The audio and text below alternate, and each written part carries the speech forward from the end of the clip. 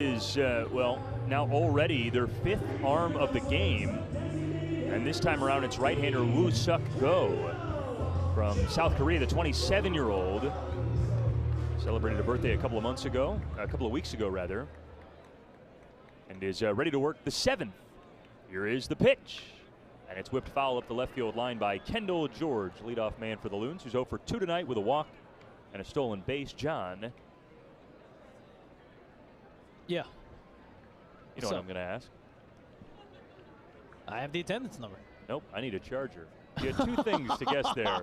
The attendance of the charger, man. I thought you were going to have it. Oh, the charger. 0-1.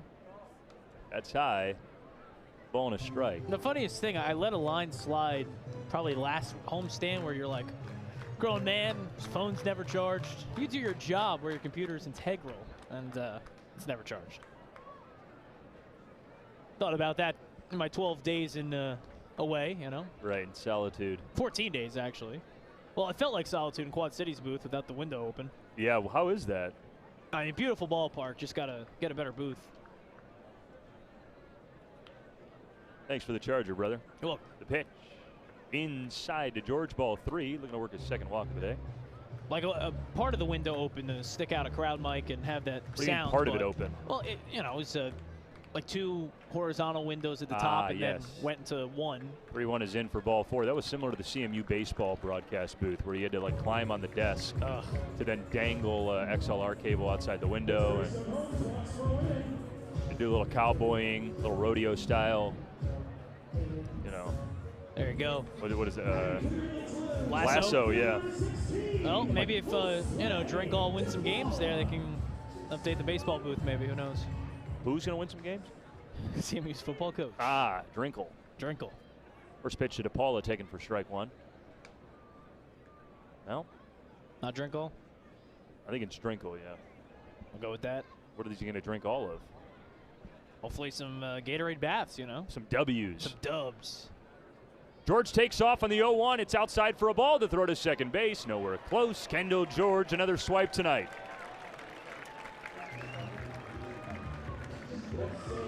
By the way, John, I mentioned that Serwanowski was working towards some history tonight. I didn't necessarily know the extent of the history. A pitch outside to DePaula. Ball 2. Loons ahead 4-1 in the 7th inning. 4-1 is the Great Lakes lead. Do you happen to know how many 12 strikeout games there are in franchise history? 2-1. A bit low for ball 3. We did this with Copen. I want to say 6 or 7. All right, it was a low number. 3-1. Popped foul over the third base net. Now 3-2. Is it a little more than? Is it double digits? No, Copen was the 6th. Yeah. Okay. Adam Serwanowski tonight was the 7th. There you go. That's crazy. Yeah. 7 franchise 12 strikeout games. Been playing for nearly 20 years here. There's a bulleted ball up the third base side, but foul. And it's still 3-2. Well, remember, pitching restraints were different. I mean, there's a lot of starters who just didn't get extended to the pitch count limit, the inning limit that the modern day Dodger system wants the starters to potentially go if they're dominating. Payoff. Up and away, ball 4. Josue DePaula works the walk. And this is the exact same start for the Loons as their first inning tonight. They did not try a double steal back in the first. And even though there are no outs in the inning, there were no outs in the first. The inning ended on the next 2 pitches. That's right, a double play and a ground out. Let's see if their fortune is flipped this time. In the 7th, they lead 4-1. And a pull out to the mound here for Woo Suk Go.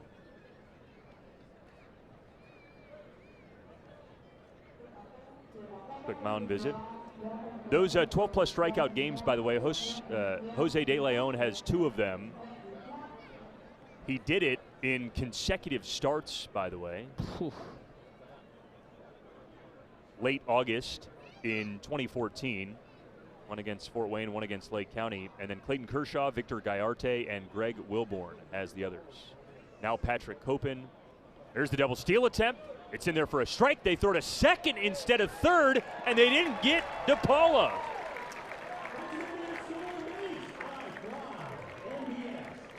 Just to finish that thought. And now Adam Serwanowski. We'll spend some more time on that in a moment. But Kendall George has a third swipe tonight. DePaula has a first.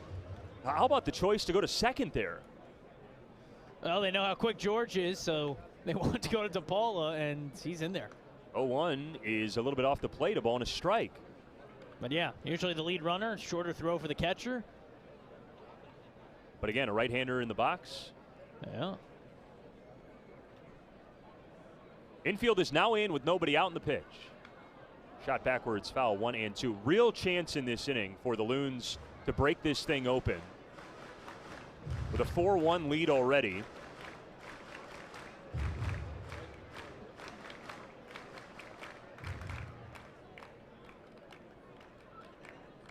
Lake County, by the way, still trailing by a run. The 1-2.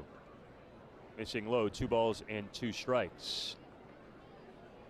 That game is Lansing 1, Lake County nothing. In the bottom of the 8th, the Captains have just 3 outs left to play with. With a game in East Lansing, Michigan tonight with Michigan State, what do you think that crowd's like? Old.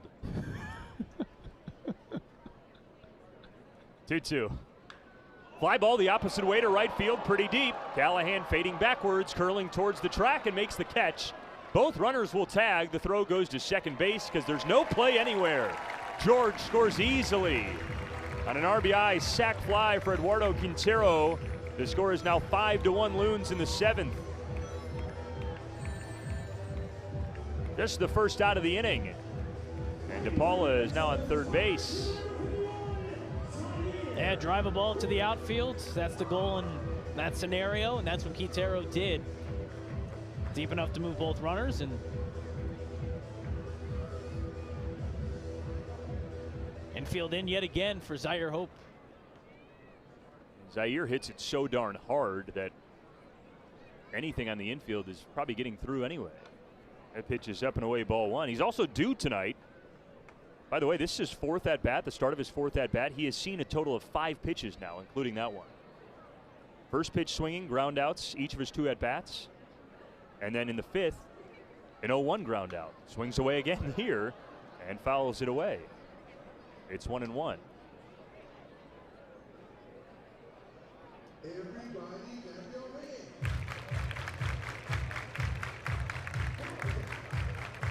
Activity in West Michigan's bullpen, too, in what would be their 6th arm of the night. Loons have used just one. The 1-1. Up and away for ball 2.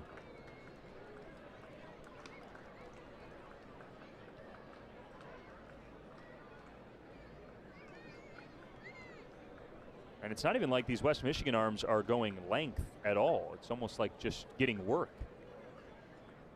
2-1 pitch. Hope smokes it up the left field line, heading towards that bullpen and down. Foul, 2-2. Their starter threw 66 pitches in 3 1/3, but then Hayden Irby threw 6 pitches. Dylan Smith threw 15, and Carlos Licorica threw 7. Gave them to a strict schedule because it's a lot of the arms that pitched on Tuesday. And scheduled guys like Dylan Smith and go on rehabs. 2-2. In the dirt, it bounces up. All 3. And that's what you can do when you're first half champs and second half champ bounds. Magic number, by the way, for them is 2. So a win tonight and a Lake County loss. West Michigan would clinch the second half 2. Let's keep it 2 until Tuesday. Well, 3-2. Outside for ball 4. Hope works the 3rd walk of the inning for Great Lakes. Men on the corners now with 1 out. We actually want Lake County to lose, so never mind. Yeah. Yeah, I personally do not care if West Michigan wins the second half. You know? That's not what's important, you know? Yeah, it's a good point. point. Plus, let them feel comfortable going into the playoffs. Oh, We're really? the second half champs, you know. Oh, look at us, 90 wins. Here come the Loons.